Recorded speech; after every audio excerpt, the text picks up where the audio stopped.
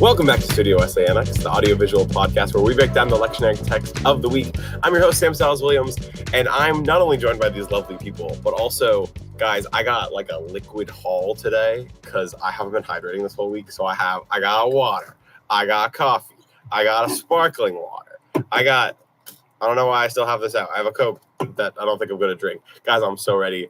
We got to get through these. I'm filming 2 episodes today, so we're going to keep on going. And we're going to go with our introduction to Tess. Tess, how are you doing today? What's your liquid haul today? My liquid haul is my second liquid IV of the day because we are recording this the day after Halloween, and that tells you how my Halloween went. I need some caffeine. That is number 1 on my list after this. So we're going to make it through, though. I probably should slow down with the caffeine, but that's why I have water. First one of the day. Eliot, we're going to go over to you. Do you have a liquid haul right now? I mean, I went and hold on. I did purchase this morning. Ooh. Everybody's got the liquid. That's technically my liquid haul. But I'm doing great. Tired but good. Sid, how are you doing? First, you got the I voted sticker on, so congrats. But also, how's your liquid haul? I ain't got no fluids over here, no liquids. Sid, no. I set you up for failure too. I made you go last. No, I was drinking a LaCroix earlier, and my partner says that makes me a hipster, that I like LaCroix, so apparently I'm a hipster. Which I didn't know we were using that term anymore, but... It's having to come back. You've been using hipster since before it was cool. Yeah, so... Yeah, exactly. I think, I don't know how, but Studio Wesley should get drink sponsorships. This feels like the perfect segment for that. I want some company to send us free drinks. We're going to keep on trucking through. Eliot, do you want to take us away with the opening prayer? Yes, I'd be glad to. Dear Lord, we come to you in prayer to ask that you give us ears to hear your word as we go dive deep and learn more about you today. And hopefully for the people listening, they can take away something as well. Amen. Amen. Short and sweet. Keeping it going. I like it. Tess, are you ready to just keep this going through with the New Testament text? Yeah, I'm a little worried that short and sweet might start to be the theme of today because this text is kind of short and sweet, and I will say it's a welcome change from the very controversial and icky things I've been given the last few times I've recorded, so I'll take it. I have Hebrews 9 verses 24 through 28. And yeah, it's kind of repetitive of what was happening earlier in the chapter, but the gist is like, hey, here's these man-made churches, here's heaven. They're not the same. They are not on par with each other. Heaven, good. Human-made churches, bad. Not bad, but just inferior. And so I feel like each verse in this scripture just chooses a new way to say how inferior basically like earthly beings and earthly creation or man-made creation and like it's just not the same thing. And so where was it? Yeah, so verse 24 says, "For Christ did not enter a sanctuary made with human hands that was only a copy of the true one. He entered heaven itself now to appear for us in God's presence." So it's talking about how churches and tabernacles and all the other words, they may be made in the image of heaven and but they're not the same. There is only one true sanctuary, and that is the one that's in God's presence.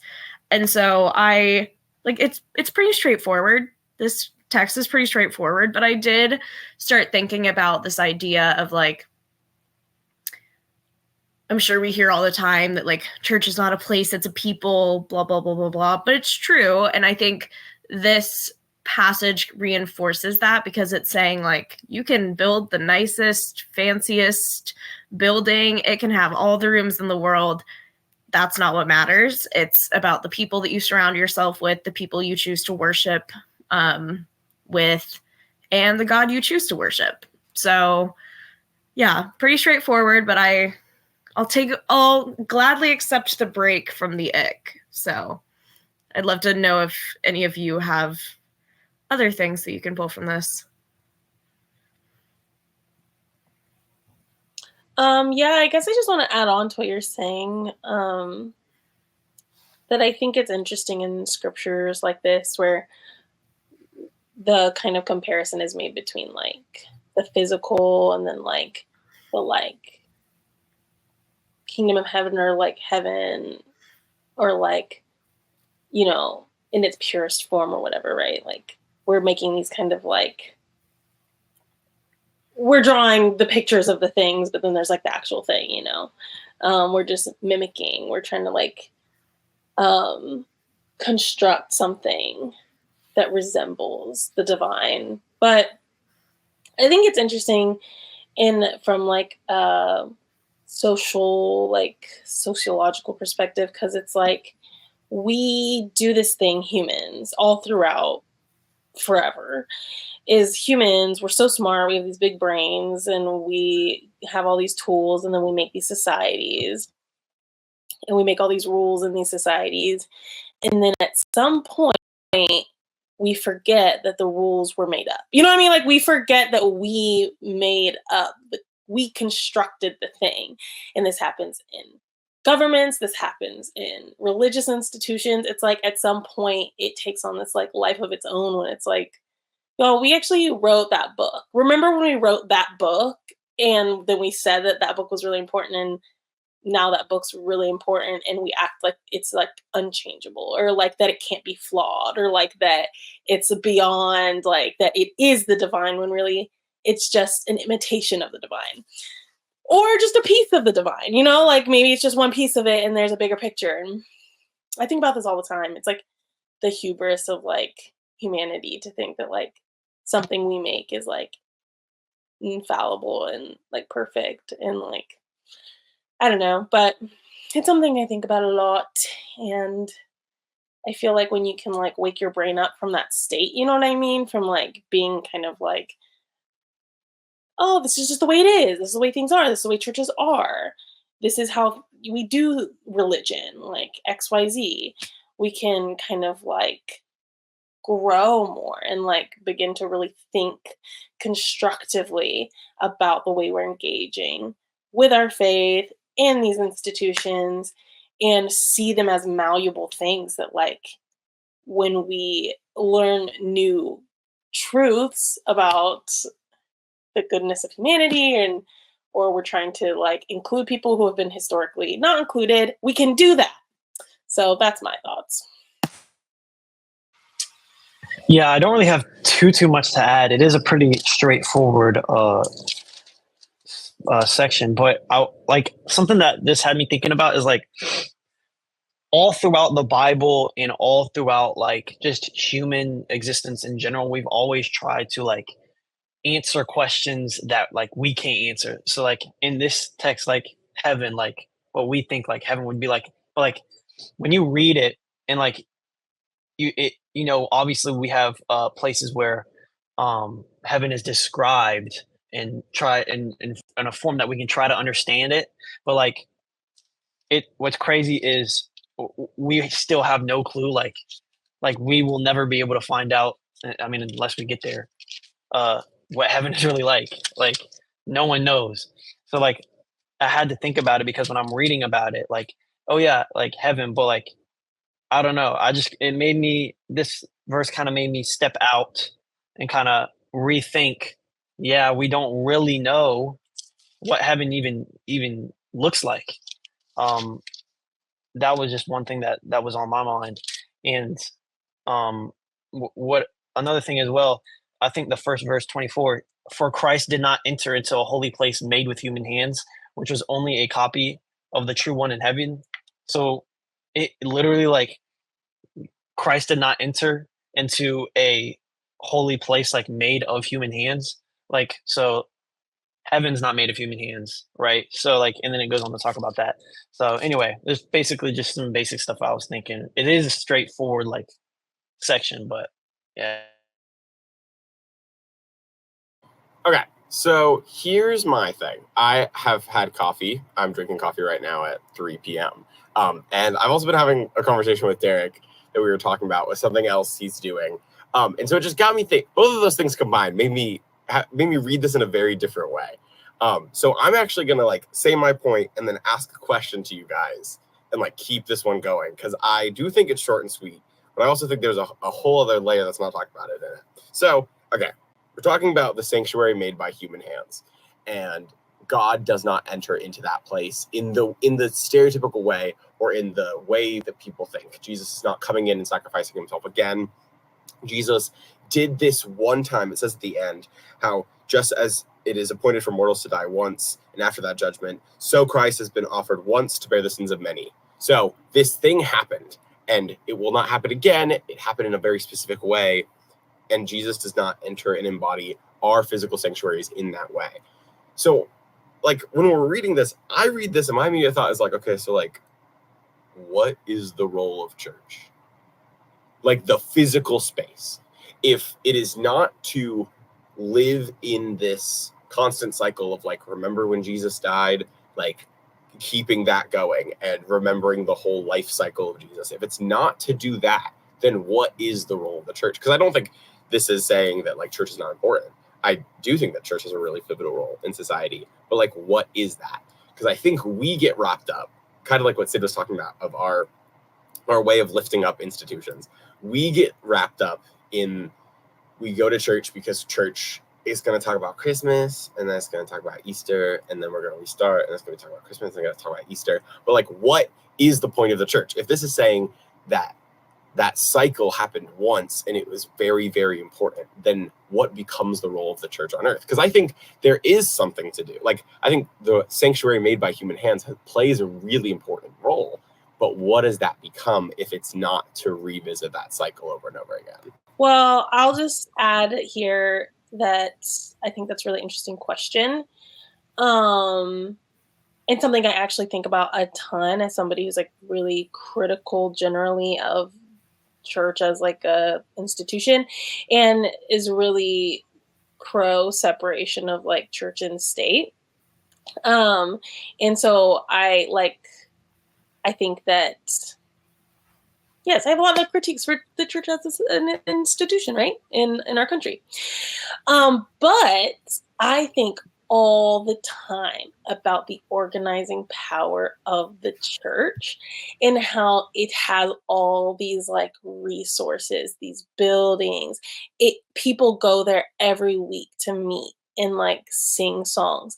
And I think about the ways that I wish that like, you know, people who weren't, you know, religious were more organized in their mutual aid efforts and in their efforts to, you know, just meet the needs within the community, because I'm very pro, like, I think that we can really take care of each other in a way that is really powerful, but we've just been kind of told that we like can't, that we like have to depend on, you know, the state for things. And so anyways, I think a lot about how I wish that the church was, because again, like I don't know if I would describe myself as being necessarily like an Orthodox Christian. I think that the church could be really beautiful, like space for people of all different faiths, people of all different beliefs to like be together and to organize and to meet the needs that are in your community and to like really be a place for community care. And to me, that's like doing the work of like the kingdom of God, right? That's doing like the liberation work that I like really wish to see. But I think that's a really interesting question. Yeah, and I'm just gonna build off what Sid was talking about, because for me especially, I like I grew up in the church, and then my family kind of got away from it, and then I got back into a different type of church environment in college just because it was a campus ministry. And like those two experiences are so completely different for me, because in the first one, I feel like what kind of drove us away almost was like a lack of community. Like it didn't feel like you were showing up to be in community with other people. It felt more like people were going to judge you if you didn't show up, or people are going to judge you if you show up not wearing as nice of a dress as other people, and like a lack of community. Versus what really drew me to the campus ministry I got involved in here was it, like, yes, we have Sunday service, yes, we have free dinner on Sunday nights, but like it was the community. And honestly, usually the events that had nothing to do with God or the Bible or anything like that, those were the events that kept me coming back. And it was that community and the friends that I made there. And so, yeah, I think the simplest answer to that question, at least for me, is just community. Like, the church is a place to be in community, and hopefully it's a space like what this is for most of us, where we can see other perspectives because of other people. Because Elliot, go for it. I was just going to kind of piggyback off of what Tess was saying. I feel like definitely community is super important. When I think about like some of the stuff I was doing, like what you were saying, it's like some of the things that the church does as like for the community isn't like, some of it is not even really about like kind of like the Christian side of that type of thing. Like I think of like serving the homeless food.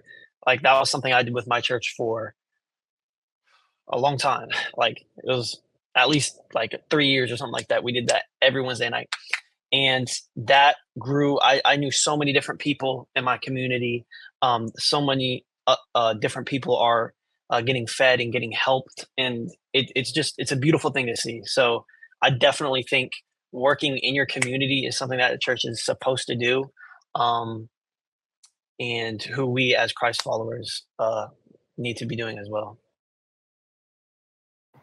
And like, I don't think any of us in a young adult college age ministry space will claim to speak for all young people, but I do think that is a conversation that's happening right now. When you look at the statistics and the demographic shifts of people attending church, people talk about like our generation isn't doing that.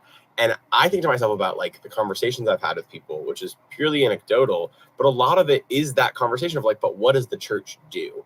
And not just in that space of going through the motions and worshiping together, but like, how is it building community? Like Tess said, how is it using the resources of a community to go out and help others? How is it using the foundations and the infrastructures of hope and collaboration and community building to then make something out of it? And I feel like that's a conversation that I think most churches are having right now. Like when I say churches, I mean like most denominations are having to have right now, is like, what is the role of the church going forward? Because it's something that is always being questioned. It's being questioned right here when you look under the surface of this text. So I know that this was supposed to be a short and sweet one, but that was the first thing that I thought of when we were reading it, and I just wanted to have that conversation. And so we're going to keep going. Sid, do you want to take us back to the Old Testament? Yes, I will do that. Well, before I do that, though, I want to add one more thought I had, Sam, and then I'll go into my thing. But I was thinking about how, and this is like from, I guess, like a young person's perspective towards maybe older generations who don't understand why young people aren't going to church. And I think there's this misconception that like, oh, young people aren't as religious, or young people don't care as much, or young people, I don't know, maybe they just were like too busy being nonchalant and cool that we think like, oh, church doesn't matter. But it's really funny because I was observing, I went to this like Halloween party over the weekend. That was like a fundraiser. And it was like a space it was completely alcohol free. It was, completely like, there was a bunch of COVID precautions. So it was masked. alcohol free, like no drugs, no alcohol, whatever. But it was like a dance party, and there were like all these kind of different fundraisers and people selling, art and stuff and all these different fun activities. And it was like one of the biggest Halloween parties that took place over the weekend here in Atlanta. And it was in a church. It was at a church. And I think about that because most of the people I know that went to this party were like queer people in Atlanta who are not religious at all. And they love this church because this church does a bunch of organizing and like lets them use their space for stuff. And I was like, if that's not a perfect example of like, it's not that people are too busy being like religion or too busy being like cool to like, it's just that we have I think young people have really valid concerns about like how the resources are being used, so and also those resources make a communal space, like you're saying, and can make people welcome in. But also, my comparative politics professor from last year would be so proud of me to say this. It is also like a resource pool of change, because like the same skills that are needed to throw a party where you bring in the community are also the same things you need to pull people together to talk about serious issues. And so like there are huge studies across different countries about how powerful church community mobilization can be. And so I think it's a yes and a like both and kind of situation of what the role of the church is. It is about making third spaces. It is about bringing together a community, but also like kind of like what Eliot was saying, what does a community then do? And so I think it's just an important conversation that a lot of people are feeling. So thank you for adding that. Yes. Okay, I have 1 Kings 17, 8 through 16. The Lord, telling the prophet Elijah to go at once to Zarephath. I don't know if I'm pronouncing that right, in the region of Sidon, and stay there. I've directed a widow there to supply you with food. And so when he went, he met this widow. This widow was super poor. She was collecting sticks to make dinner with her last bit of food that she had. And she basically was like, yeah, like I was about to make this meal, and then like me and my son were gonna like die because we're like so poor. And then Elijah's like, don't worry about it, like make me a meal and like you'll be taken care of. And so this widow was like, obliges, and I was like, all right, bet, like I'll make you food, and makes Elijah food. And then lo and behold, like the flour, she has a jar of flour and some oil, and it just keeps filling, and she's able to, feed her and her son. And it's like, one of those cute little miracle moments. And then, and that's kind of how the story wraps up. And then after this plot, actually, outside of the scripture going on in chapter 17, is when the widow's son, he falls ill and he's really sick. And then Elijah basically is like, cries out to God and like ends up healing the son. So Elijah and this widow have this really beautiful exchange and like take care of each other, I think. And this story, I really enjoyed reading this story. And I felt really inspired by this story and challenged by this story as somebody who is broke, you know what I mean? Like we're all like, everyone is broke these days. And I'm not afraid to admit it, like I'm a grad student, I'm a barista, everyone has multiple jobs. Everyone has like, not everyone, but so many of us young people specifically have a lack of like financial, like material resources. And so I was really inspired by the widow in the story specifically, in her generosity. And it just really made me start to think about how I think part of the liberation of spirituality is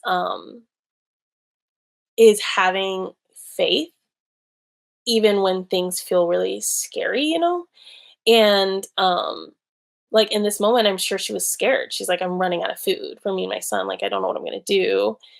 But she had this faith and she like answered. And it also says, where does it say in verse 9? I have directed a widow there to supply you with food.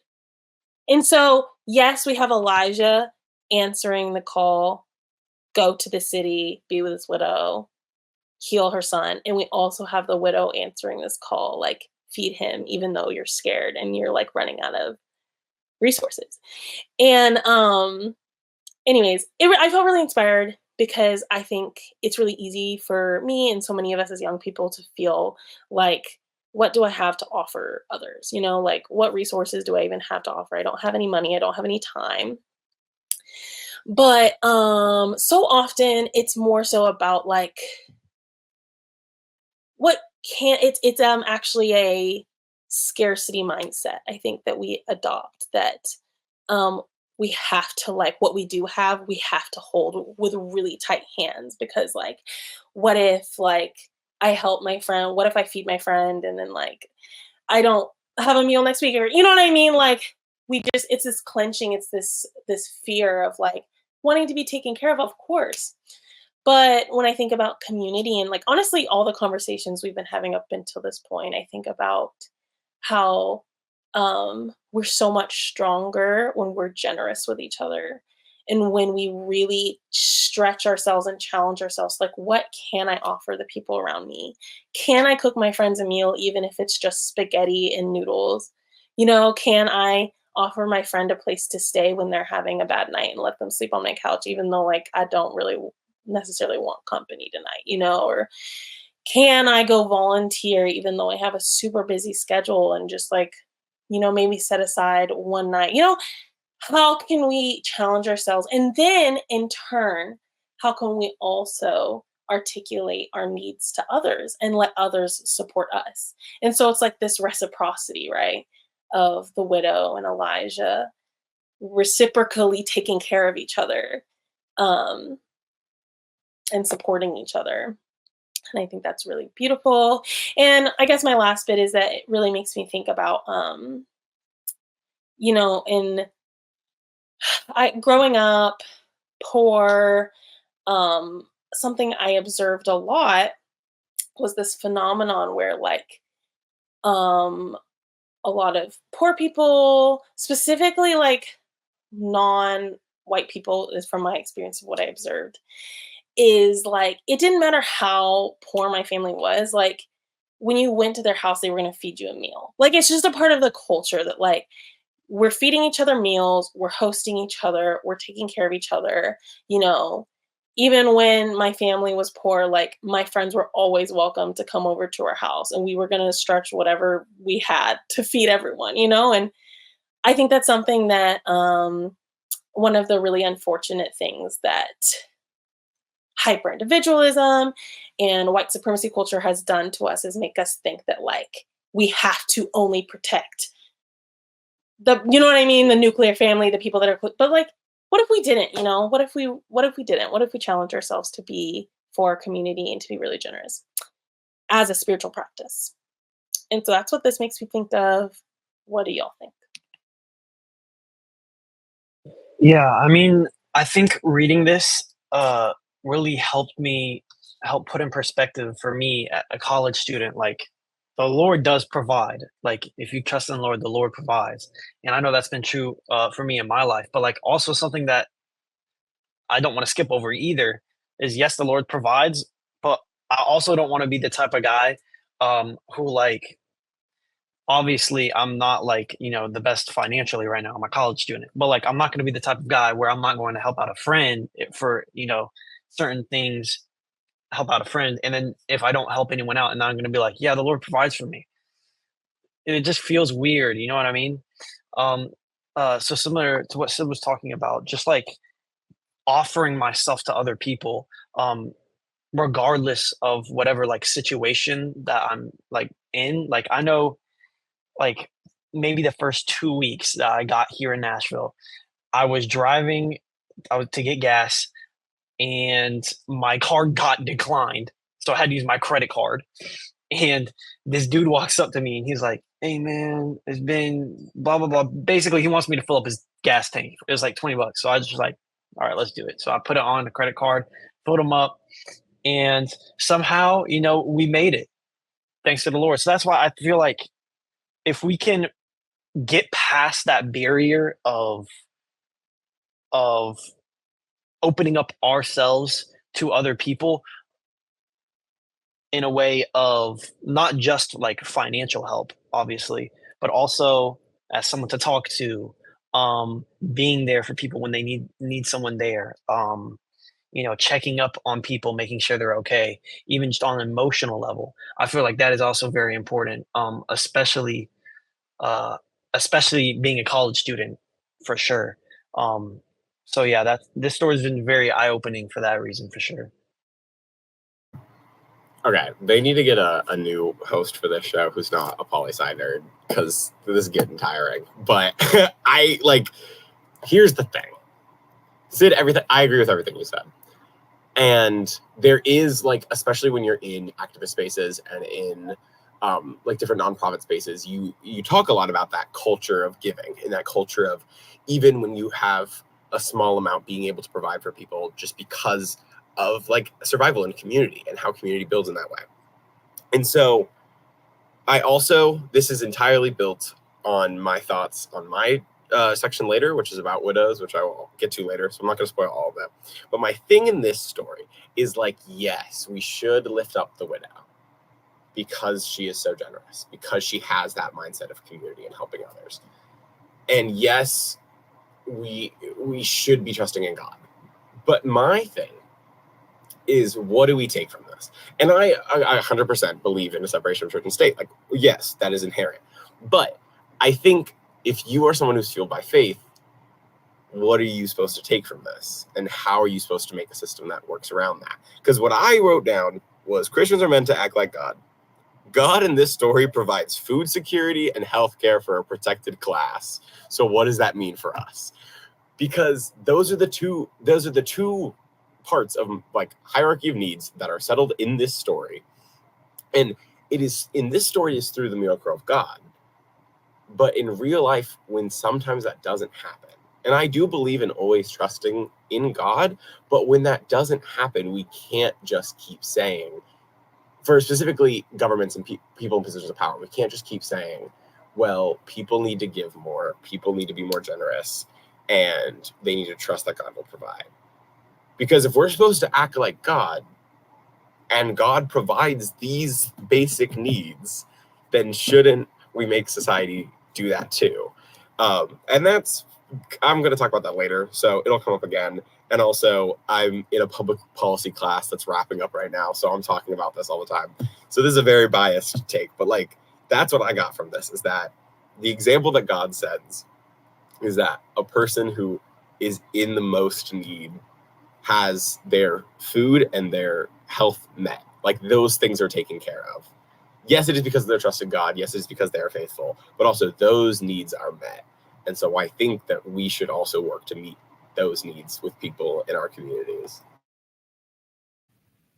Whew, y'all, this episode started out, oh my gosh, it's going to be short and sweet all the way through, and not happening. But I almost said that. I almost was like, it never is. We jinxed it. But I also have so many things here that I want to respond to, because Sid from the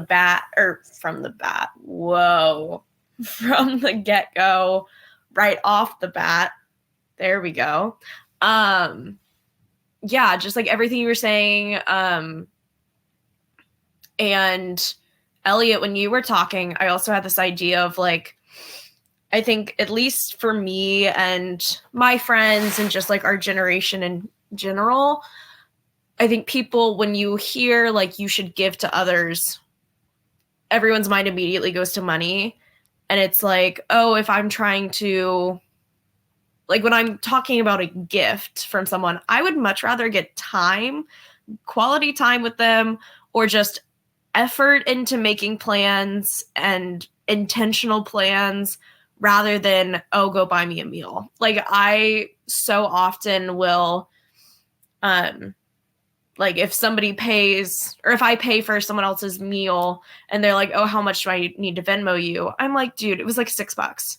Just, it's okay. Like that kind of thing. I think there's so many other ways to give rather than just money. And not that money doesn't matter. Trust me. Also broke college student. I get it. But I think giving time and energy and thought, at least for me, is so much more valuable than any amount of money. And then Sam, what you were talking about, I have like a really interesting perspective on this because for my internship, I'm working on a work at State Farm, and we're kind of revamping our entire corporate like charitable giving plan and choosing which like areas we want to fund and the partners that go along with that. And this is this thing that we keep coming back to is we talk about wanting to connect to our brand and to our business. And that means funding things like disaster recovery and funding things like auto safety. We have a national signature program that's like providing car seats to low-income families who can't afford to buy them themselves. And these things that make sense for an insurance company. When we sell car insurance, we sell home insurance. Like those things make sense. But also we fund things like food insecurity and affordable housing. Like Habitat for Humanity and Feeding America are two of our biggest national partners. Like we give them millions of dollars every year to disperse between their affiliates. And it comes back to like, well, if people aren't being fed and they don't have a roof over their head, then none of these other things matter. Like it doesn't. We fund financial literacy, but no one's going to care about financial literacy if they aren't being fed, like if they don't have a meal on their table at the end of the day. And so, yeah, like just thinking about at the root of everything, you need food, you need clean water, you need clothes, you need a safe house, like all of these things. Everything else doesn't really matter unless you have those basic needs met. So anyway, it was just when you said that, I was like, yes, because people want us to just fund the things that make sense for what we do. And I'm like, okay, but those things don't matter without everything else. So that's my little soapbox. If I can add one more thing, Sam, I know that we're going long, so I'll shut up after this. But I also think that I feel like these episodes are nice because we always bring all these different pieces to the like bigger picture, and like Sam, like on what you were talking about as like a layer of like when we, I think, on a more individual, because I feel like I do like I bring this social lens, but I also bring a like how does the scripture apply to how we act as individuals, you know? But it's like when we as individuals start to examine how we can be generous with our resources and help others and seek to, you know, get everyone's needs met in our community, which we'll also start to see is that so much of the scarcity we see with housing, food, it's because of bigger structures that are unfortunately exploiting us and and our labor and our money, and so it's something that like you can start to like when you're positioned that way, you'll start to be like, yeah, wait a minute, why aren't there enough houses for people actually? Like, why are there so many houses that sit empty when there are people who are sleeping on the street? Why is food so expensive? Why is healthy food so much more expensive than unhealthy food? Unhealthy, you know, I'm using those as general terms, like, and you'll start to uncover some stuff. You'll start to see some stuff about where the money's flowing. And that's when it's like this bigger picture comes into like putting pressure on our government to do better with these resources, to do better about regulating these resources, and to make sure and assure that all of our basic needs are met. Because you're right, it's like Maslow's hierarchy of needs. If the things on the bottom aren't doing so good, neither are the things at the top. So it's better for everyone when everyone's needs are met. I'm gonna let those two things be the button of this break. And all I will say is that I love these conversations, and I really hope that people listening right now, in this break time, just think about that, and just think what that means in your life, where you see that, and how important it is, as Tess said, to give up of things that aren't just of money, aren't what is the role of the church, but what is the role of the church person. So I'm gonna let it end on that, and we're gonna come back in a little bit with our psalm.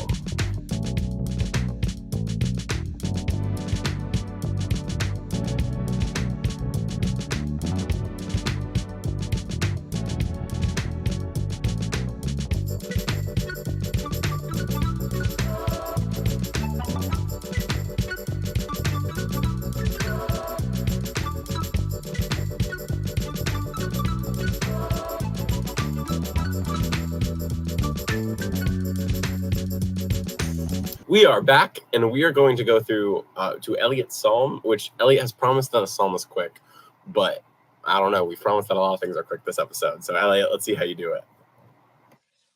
We will see. Anyway, I have Psalm 127. So this is a very short psalm, 5 verses.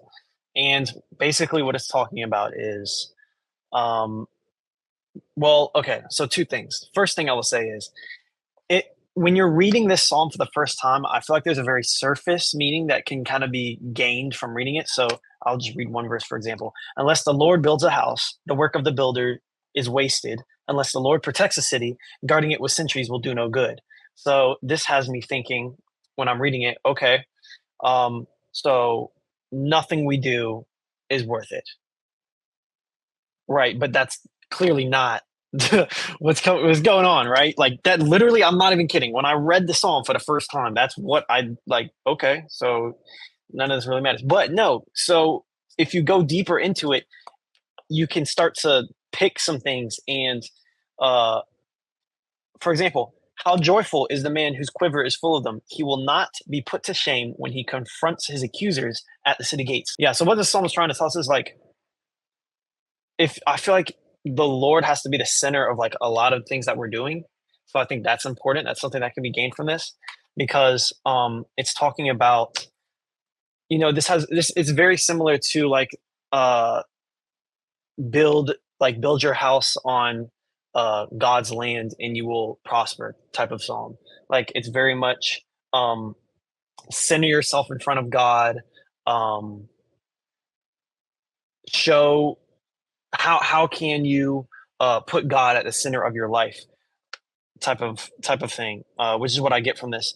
And at the very end, it ends off with a reward, which it's not a reward, but when I look through Psalms, I you get kind of gain a pattern, and at the end of every psalm similar to this one, there's a reward. And here it's how joyful is the man whose quiver is full of them. He will not be put to shame when he confronts his accusers at the city gates, which is basically saying I think of how joyful is a man whose quiver is full of them. How joyful is a man who is fully surrounded with God's grace, who has the armor of God on. You know what I mean? So anyway, I think there's a lot of different ways this psalm could go, but that's just kind of the route that I took it. I already know Sam is going to talk, and it's going to go on to something completely different. I can see it in his eyes right now, but I'm excited and I can't wait. So I love it. I love your interpretation, because your interpretation makes me feel better about this psalm, because I do agree with what you said about the parts you talked about. But verses 3 and 4 just keep tripping me up, because I don't know about everybody else's interpretation, but mine says, sons are indeed a heritage from the Lord, the fruit of the womb a reward. Like arrows in the hand of a warrior are the sons of one's youth.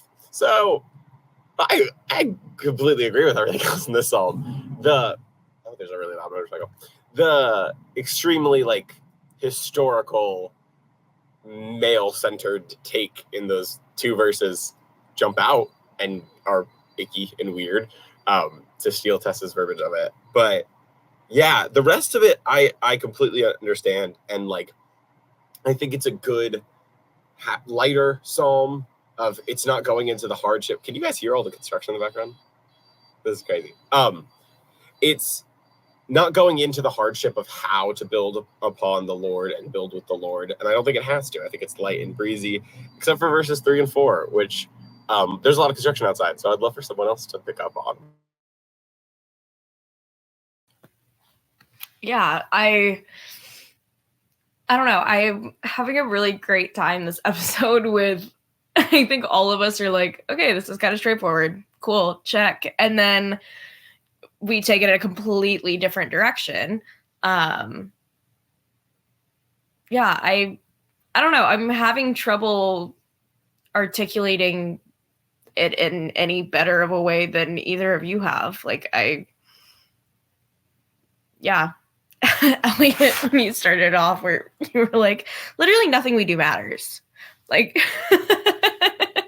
but then I almost feel like that transition is like a good example of this episode in general, where you just like, you have to find meaning in things that sometimes feel like they don't have meaning, whether that's building a house, whether that's defending a city, whether that's talking about a 5-verse psalm. But I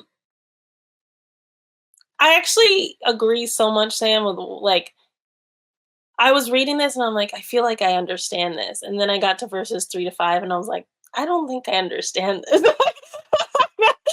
I was like, I don't know what happened. I feel like I lost the plot or they lost the plot. I'm not sure, but regardless, the plot was lost. No, but my actually, I'm reading NIV. I don't know what version you're reading, but it actually makes the verses 3 and 4 gender neutral. So that's a little bit better feeling. It says children are a heritage from the Lord, offspring a reward from him. But yeah, I don't know. Yeah, I guess I'm just thinking like, yeah, I'm just thinking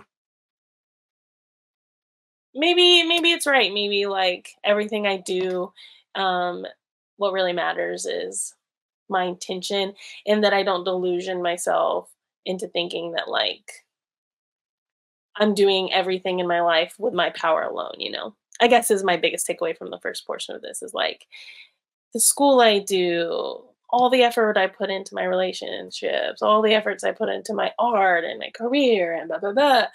It's like, what does it actually mean if it's not like for the sake of love and liberation, and if it's not centered in those things and in the Lord's purpose for my life. So I guess that's my takeaway. But yeah, I also feel kind of like lost in this psalm a little bit. Guys, we made it through one of them quickly. Look at us. We did it. Now, having said that, buckle up, because mine, okay, I do talk a lot, but mine also is just weird this time. So it's not entirely my fault. Audience at home, please don't hate me. And people on the call, please don't hate me. So I'm doing Mark 13. No, I'm not. I'm doing Mark 12, 38 through 44, which is 2 stories that are put together. First, it starts with Jesus denounces the scribe, or at least it's the title in my version, and then the widow's offering. So both of these stories are very nice and straightforward and easy if you don't put them together. If you read either of these stories out of the context of the other one, it's like, oh, nice, that makes sense. But I looked at the commentaries to kind of put it together, because I read both of these and thought this was going to be a straightforward episode, but all the commentaries point out what it means together. So very quickly going through, 38 through 40 is Jesus just comes out and says, beware of the scribes who like to walk around in long robes and be greeted with respect in the marketplace. He talks about all those religious leaders who think that they are the most important and use their religion and their opinion powers and their leadership status to do bad things and to gain power for themselves. And the phrasing that they use for it in 40 is they devour widows' houses and for the sake of appearance say long prayers. So going back all the way to our text from before, but also going all the way back to Deuteronomy, what a lot of the commentaries pointed out is this like status of widows as like a protected class in this time because of they had no power after a husband was gone. There were very little rights reserved to them. And so they were a group that often are used as a metaphor of like people who need to be protected. So that in itself, simple. We could have had a long conversation about like, who do you think like are scribes in our modern world that like are like thought leaders who use that for political gain? That's a whole conversation. But then you read 41 through 44, and 41 through 44 makes sense. It's about a widow who, just like Sid talked about with that kind of like survival sharing mindset, doesn't have a lot and goes up to the temple and gives 2 small copper coins. And Jesus notices it and tells all the disciples, "Truly I tell you, this poor widow has put in more than all those who are contributing to the treasury. For all of them have contributed out of their abundance, but she out of her poverty has put in everything she had, all she had to live on." And so both of these separately are great. It's like, don't use your status to try to lift yourself up if you are going to be a leader. Make sure that you are the last among them, as Mark talks about all the time. That makes sense.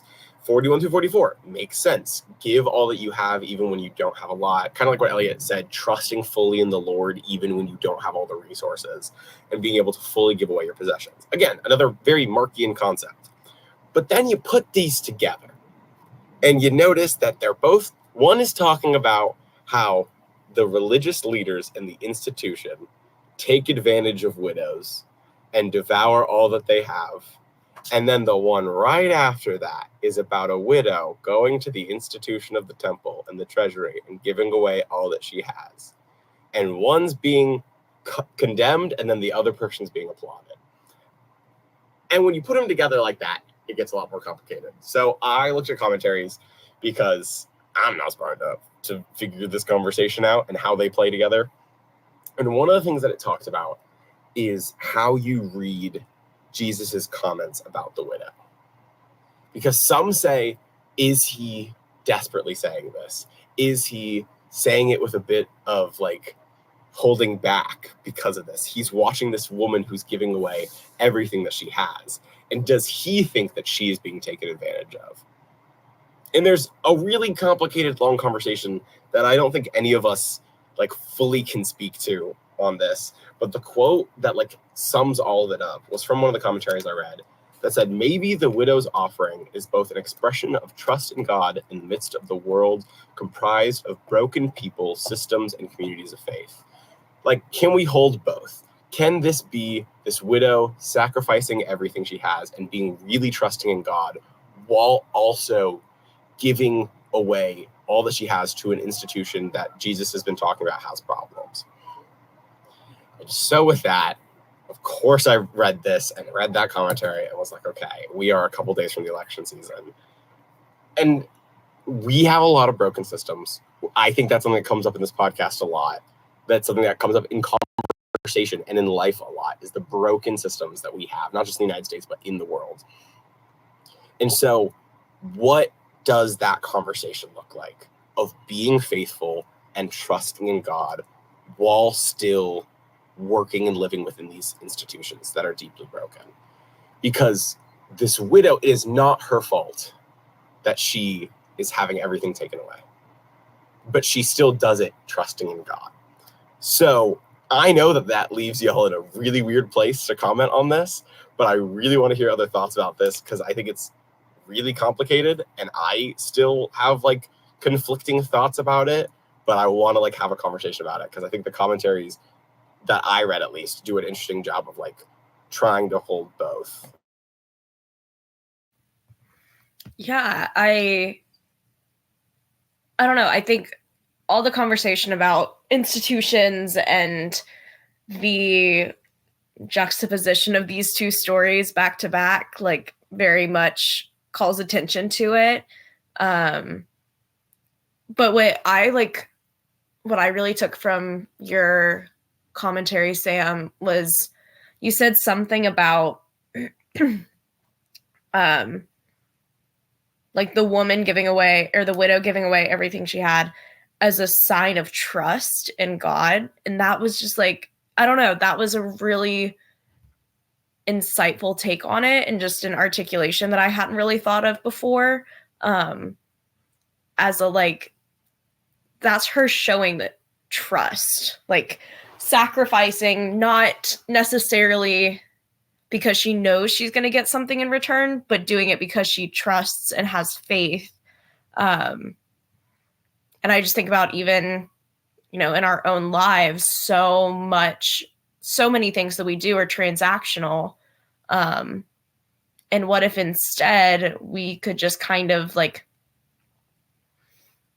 do something without any expectation of something in return? And, you know, if we get something in return, great. But just instead trusting that whether you're giving food away at your church or whether you're donating to a nonprofit or whatever that is, like not getting anything back, but just instead trusting that you are doing good. And that hopefully good things will spring from that, whether they come back to affect you or not.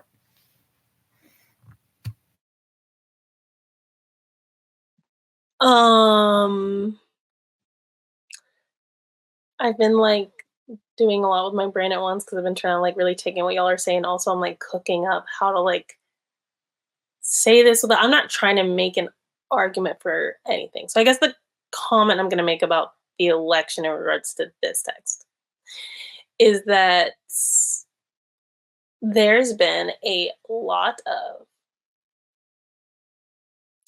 moral judgments around who you're voting for.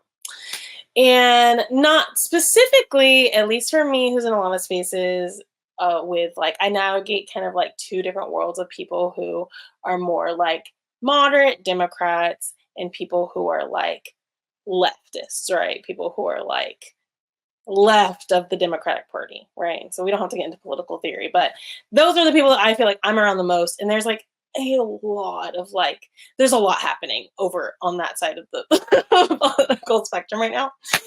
And something I've been thinking a lot about and feeling really convicted about actually is how we so often will like take the energy that we should have towards institutions and we put that energy towards individuals' actions. Like we take the anger and the frustration and the grief of like institutions that are failing us, and then we like boil it down to like, you need to be doing XYZ, and if you're not doing XYZ, you're a bad person. And I'm like, whoa, how did we get from here to here? I don't know how we got from here to here, because aren't we all on the same page that we're all functioning under the system? We're all functioning under these institutions. We're all suffering. And then you're gonna place this kind of like moral like imperative on your friend, your brother, your sister, your whatever. You know what I mean? That like you're a bad person if you decide to function under an oppressive system in a different way than I do, you know? And I've been having a really hard time with that this election. It actually has been making me feel really sad. And I think that this story is like, Sam, I think you did such a good job breaking down the story about how it's like you get this one piece where it's like the religious leaders praying and doing all this religiosity and religious performance and then devouring the widows' houses. And then you get this story of this widow who is under this system making the best choice that she knows how to make, which is to trust God and to give what she has, you know? That's what she thinks is the best. And it's like, could we talk about like, oh, well, like maybe it's better for the widow not to be donating her resources to this really oppressive system. Like it's the widow's fault really for, you know, like for enabling this oppressive. No, that's not, Jesus says, wow, look at her heart. You know what I mean? Like look at her trust, look at her heart.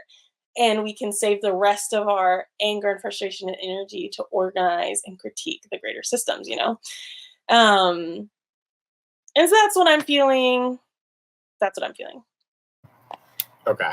Eliot, I'm gonna pop in before you join again because I got something to say about this, because I have also been going through my own thinking and thoughts about this election, and there's been a lot of stuff happening with people I know and people I love and spaces I inhabit. And here's what I've been thinking about, and I'm putting the mic close because I'm going to say a crazy hot take. This isn't just a thing with the people you agree about. Because so often, I read this story, and I read the commentary, and I got to this part of what Sid just said, of like, this, maybe it's best if they're not doing this. Maybe this widow is misguided in who they're giving it to. But she still is acting in trust of God.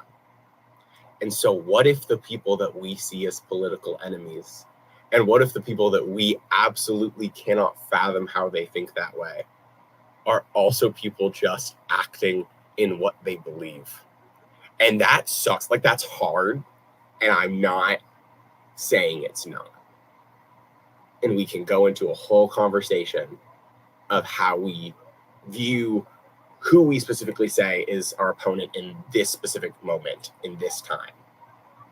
But what if all of the time when we're talking about our antagonists in this world of politics are also just operating in broken systems to the best of their ability to trust in themselves and to care for themselves and their families? And that's something I've been really grappling with, because I go to a school that's a really, really deep echo chamber. And so we have, I'm dropping my mic. We have all these conversations about this side versus this side, and how one side is othering people and is being divisive. But when we are saying that one side is doing this, we are othering that one side. And as I'm watching people from back home who I care so deeply about be like physically and verbally accosted because of their beliefs by the one side that we say is othering, I also watch us reacting and othering that side. And so it sucks. Like, it sucks to hear that take and to like actually think about it. But one, it's been stuck in my head all week. So if it's stuck in my head, it's gonna be stuck in yours. But also, like, what does it mean to really assess that people, even if we think they're being manipulated or they're wrong or they're stupid or they're immoral, what if they are also operating in the greatest breath of their conscience and they just believe differently? Or something like that. Wow. This is great. I hate going last because now I feel like I barely have anything to talk about. But this is a great conversation. Going off of something that we talked about probably 2 hours ago at this point, I think Tess mentioned the widow having the widow giving up herself as trust in God. And one thing I just thought of is like kind of like how we tithe. It's like it's not particularly doing it because we want something in return or something like that. It is because it's an act of saying that we trust in God, type of thing. And I just thought, like, what if there's different ways that we can do that throughout our lives, day-to-day lives, that show that we trust in God, and some different things. And really what that made me also think about is it's really a mentality, because like, if you think about it, you know, someone needs help with something, you help them out with whatever it is.